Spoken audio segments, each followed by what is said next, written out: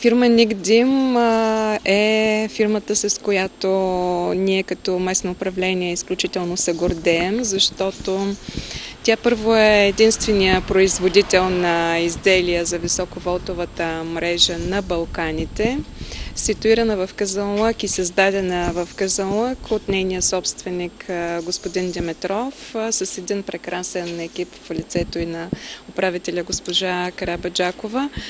И заради това, че тук производството наистина е съсредоточено в много и разнообразни изделия, много гъвкаво и борбата, която водят те като средна фирма за това да реализират продукцията си не само в България чрез трите енергодружества, но и в целия свят, не само в Европа, и в Китай, разбрах, имат продукция, наистина е похвално и това са усилия, които се дължат, както казвам пак, на създателя на фирмата и на неговия екип, така че адмирации за предприемачи като тях. Те са добър пример, както госпожа Пълнова отчете, наистина не само за хората, които искат да предприемат такъв бизнес или подобен, но и са кураж за всички, които искат да започнат от начало и ето показател, че може да бъдат успешни. Екипът на фирмата отдели много повече време да разкаже всъщност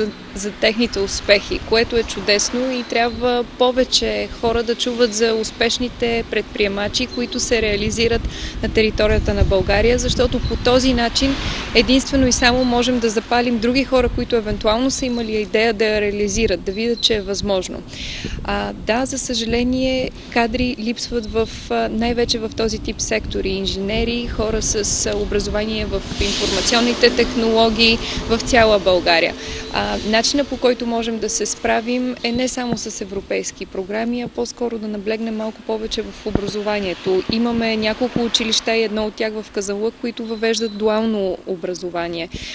Това е един от начините, по който можем да се справим. Друг начин е да направим в образователната система стажът и практиката задължителна част от всяко едно обучение, независимо на какъв етап от образованието на един човек това ще се случи, както и предприемаческото образование, образованието по бизнес. Това е един от начините да се справим, но една от другите причини да има така трудности и достъп до кадри е за това, че нивата на безработицата в Казанлък са много ниски.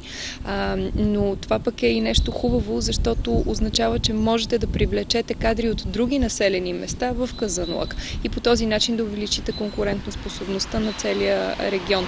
Отново трябва да кажа, че аз съм изключително впечатлена и поздравявам екипът на фирмата за това, което правят, защото е така гордост за България, че е единствената фирма на Балканския полуостров и трябва повече да популяризираме, отново казвам, този тип дейности, които се случват тук в Казанлък. Успяваме благодарение на екип от професионалисти, успяваме с много труд, успяваме с лоялност и конкурентност. Нашата цел е да утвърдим марка Никдим на световния пазар и да подобряваме все повече и все повече качество, пазари и бъдеще.